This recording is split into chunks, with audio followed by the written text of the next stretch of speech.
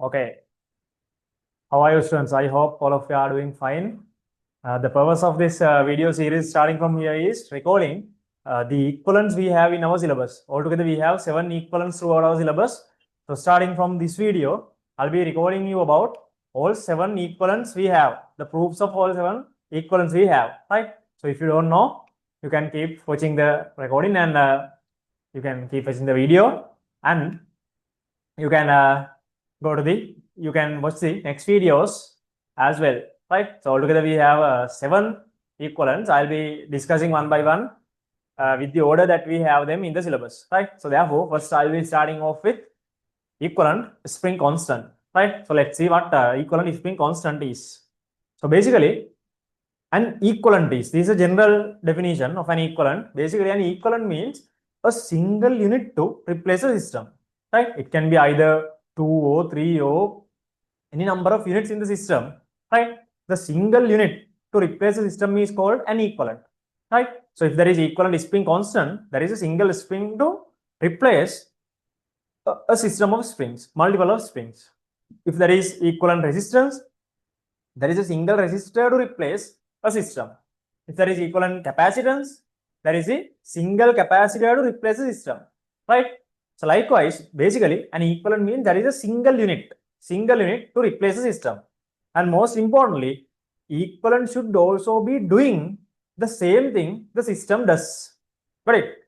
Which means now we should be able to replace the system with the equivalent. No, replacing means number of units will be just one after replacing, but all the functioning the system had before should be same after connecting with the equivalent as well. Correct? So that's the main point in an equivalent when we are dealing with equivalents, right? Keep that in mind for all the videos coming up, right? First, equivalent is spring constant. When it comes to combinations of springs, we have two, right? First, let's see what happens if springs are in series combination. So before jumping on to that, quickly I will recall about Hooke's law that is valid for springs. Hooke's law is F equals Kx. Hooke's law. This is called Hooke's law. Hooke's law, right? What Hooke's law says is F equals Kx. F equals Kx, right? Where F is the applied force. F is the applied force. Applied force. K, spring constant.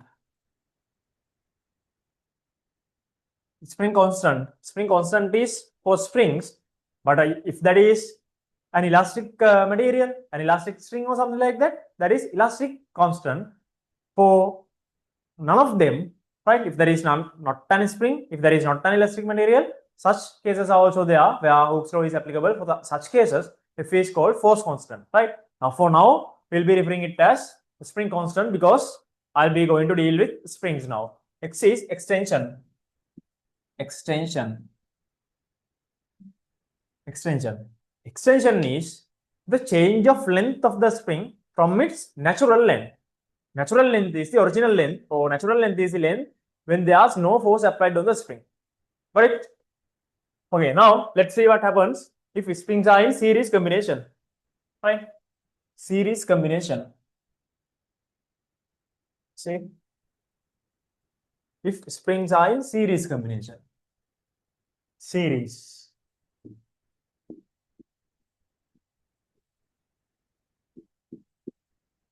Now, for this proof, I'll be considering three springs like this, which are in series combination. 3 springs like this, right? So let's say a force F is applied for the system, right? These are the 3 springs.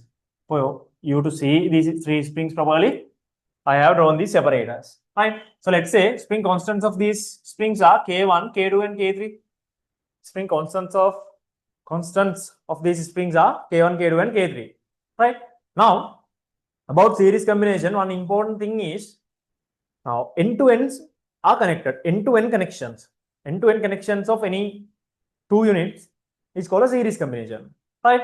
If the joints are unbroken, which means force equilibrium is here. That is in an in a force equilibrium. That is why the joint is unbroken. Otherwise, if the forces are not balanced, the joint will be broken. Since forces are balanced, joint is unbroken. Now here, how many joints we have? 1, 2, and with here 3. Right? 2 in between joints, and this joint is joined with the fixed point. Right? So always in a joint, forces should be equal if the joint is unbroken. So therefore, now throughout this spring, same force F is applied. Right? But here we have a joint. Here we have a joint. Now, since the joint is unbroken, the force is also same. So therefore, on the spring K2 also force is same, and on the spring K1 also force is same. So first idea is forces on all three springs here are same, right? So therefore, this same force is on all three springs. This same force is on all three springs. Then if I mark it like this, it will be same. It will be same force, right? Now, according to F equals Kx, see, according to F equals Kx, now forces are same, but K is different. K1, K2, K3. If K is different, X definitely should be different, right? So therefore, I'll consider the extension of this spring as X1, this as X2, and extension of this spring as X3, right? Now, if this is the equivalent, spring to replace this system, same force F should be applied to that equivalent spring. Same force F, right? So let's say this is K equivalent. This is K equivalent. And let's say this extension is X equivalent, right? When you are finding equivalence, always build up your argument, develop your argument for the different physical quantity. Now here different physical quantity is being extension. So I'm going to develop the argument based on extension. At the beginning also I told you, same functioning the system had, right? The same thing the system does should be done by the equivalent one single-handedly, solely, right? So therefore, now total extension of the system was x1 plus x2 plus x3, that same extension should be done by this one solely, this one single-handedly. So therefore, this is what we can argue. Xc equals, Xc should be x1 plus x2 plus x3, right? But we know F equals Kh, which means X can be written as F over K, isn't it? X can be written as F over K. So Xc can be written as F over Ke. X1 can be written as F over K1. X2 is F over K2. And X3 is F over K3. F2, F2, F2, F cancels, right? What comes here? 1 over K equals 1 over K1 plus 1 over K2 plus 1 over K3. This is called the spring constant, equal spring constant in series combination. And this equation is valid for any number of springs which are in series combination, right? So since there is a 1 over addition, higher the number of springs in series combination, lower the spring constant, lower the equivalent spring constant, right? So I hope it's clear. This is the series combination. Now let's see what happens in parallel combination, right? This is what happens in series combination. Here the equation is for 1 over Ke. When you are determining Ke, you have to simplify and find Ke. We are using the equation. We are keeping this equation as 1 over Ke equation because with this pattern, right? Otherwise, if you apply the common denominator, this answer is not going to look simple like this. That's why, right? So you have to find Ke ultimately. The equation is for 1 over Ke, right? We are keeping the equation. We are recalling the equation as 1 over Ke. 1 over Ke equals 1 over K1 plus K2 plus K3 plus K4, K5, any number of springs, right? Okay, now let's see what happens in parallel combination of springs. This was series. Now, the parallel combination. See,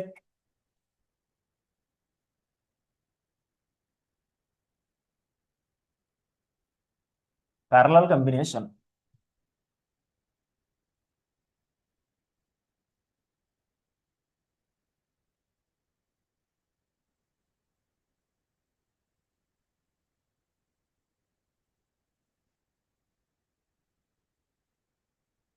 Okay, parallel combination, right? Parallel means same ends should be together, right? Now in series combination, it was an end-to-end connection like this. In parallel combination, if left ends, all left ends should be together, all right ends should be together, right? Such combination is called a parallel combination, right? Something like this. See, now in this setup, see, the springs are connected as all ends are together. And let's say a force F is applied for the system, right?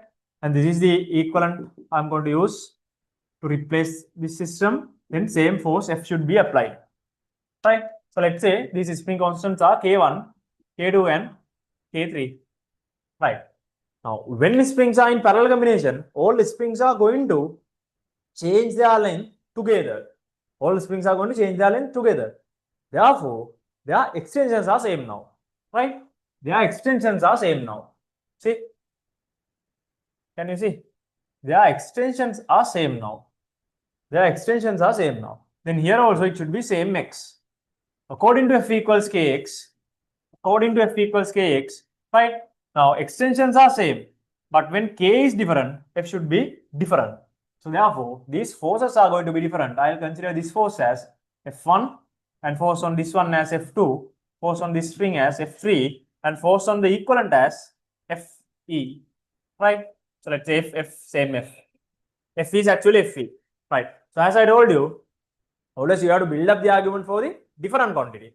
Now different quantity is force. So write the argument for the force. See, write the argument for the force. Then you can say Fe or F equals F1 plus F2 plus F3. F equals F1 plus F2 plus F3.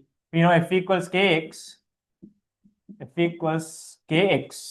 Then this is Kex. Let's consider this as Ke equivalent. Ke. Right? Then this is Kex. F1 is K1x, F2, K2x plus F3, K3x. X2 cancels, right? Ke equals K1 plus K2 plus K3, right? So this is the proved equation for equivalent spring constant in parallel combination, and this equation is also valid for any number of springs which are in parallel combination, right? So that is just an addition. So therefore, the difference is higher the number of springs in parallel combination, higher the equivalent spring constant. Higher equivalent spring constant means it is more stiff, much harder, much difficult to extend. That is the idea, right? Okay, hope it's clear, right? Okay, then I'll stop this video here. See you all in the next video with the next equivalent. Goodbye.